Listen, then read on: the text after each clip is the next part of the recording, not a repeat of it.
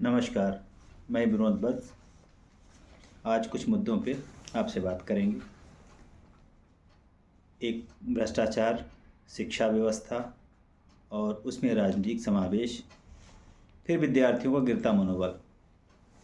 कभी उत्तर प्रदेश, कभी बिहार, अब मध्य प्रदेश। सभी जगह अनशन, प्रदर्शन, अनियमितता के प्रमाण लेकर विद्यार्थी सड़कों पर उतरते हैं, मगर निरंतरित रहते हैं। राजनीतिक पार्टियों का अगर कोई अपना मुद्दा होता है, उसका उत्तर उनको एक दिन में तलाश लेनी होती है, उसका समाधान भी उनके पास आ जाता है।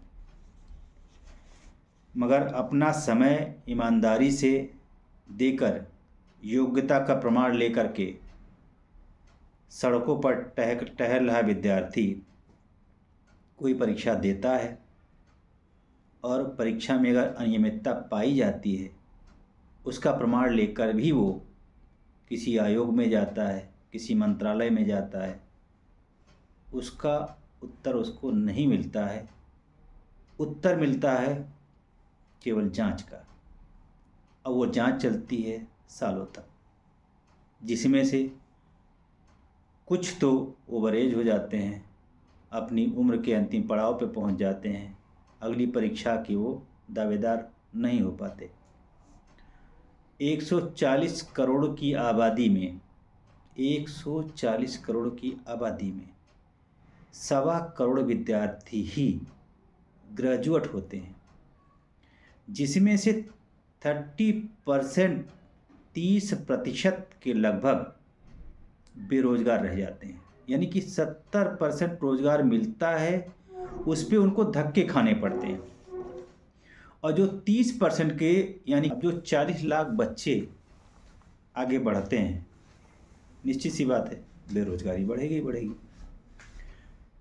करीब 1.25 करोड़ से 1.5 करोड़ के आसपास पोस्ट ग्रेजुएट होते हैं, जिसमें टेक्निकल भी होते हैं, मेडिकल होते हैं। शायद प्रतिभा पलायन का कारण यही है कि हमारे देश में उच्च शिक्षा ले तो लेते हैं, उच्च शिक्षित रोजगार नहीं मिलता उनको। अब उन्हीं उच्च शिक्षा लेने वालों को यदि कोई सरकार आए, अगर उनको चाय पकौड़ी समोसे की बात करने लगे कि आपको रोजगार तलाशना है, आप खुद के लिए खुद रोजगार तलाश करिए, हम राजा को चुनाव क्यों करेंगे? राजा का चुनाव होता है अपनी प्रजा का संरक्षण करना।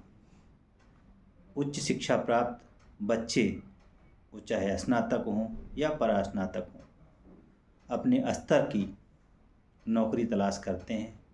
उनको नौकरी उसमें मिलनी चाहिए, मगर उसमें राजनीति का समावेश हो जाता है। कुछ बच्चे उसी में, उनको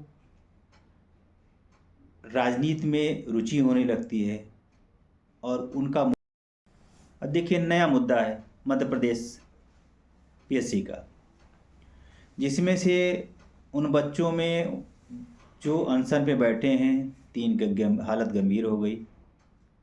उनकी कोई नाजायज़ मांग नहीं थी, सारे मांगे जायज़ हैं कि जब आप परीक्षा आप ले लेते हैं, हमें अपनी कमियों को देखने का पूरा अधिकार है। अगर वो आयोग से इस बात की मांग कर रहे हैं कि हमने जो मेंस परीक्षा दिया था उसकी आप मुझे कॉपियों को चेक करने का मौका दीजिए, बंद कमरे में नहीं, क्योंकि बंद कमरे में जो आप उनसे पुनर्मूल्यांकन की बात करेंगे तो वो सरसरी निगाह में अपनी कमियों को नहीं समझ पाएगा।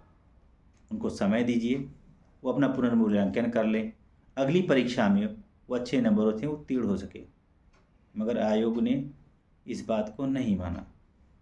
2024 की आप परीक्षा ले रहे हैं, 2023 का आपने अभी तक कोई भी रिजल्ट नहीं दिया। बच्चों का मांग भी जायज़ है, क्योंकि उन्हें अपना उत्तर तो चाहिए। अब उसके लिए वो सड़कों पे उतर आए, शायद किसी हिसाब से ये सही नहीं है। अगर देश को अच्छे विद्यार्थी चाहिए तो अच्छी शिक्षा लानी होगी, अच्छा रोज़गार लाना होगा। देश को अगर साक्षर चाहिए तो उच्च शिक्षा पे वो इतना धन व्यय करने के बाद अगर वो अपने स्तर का कोई नौकरी नहीं पाते हैं, कोई जॉब नहीं पाते हैं, तो उनका मनोबल गिरेगा। अगर किसी का मनोबल गिरता है, शिक्षा का स्तर भी गिरेगा। विचारणीय प्रश्न है, ज़रूर ध्यान दें।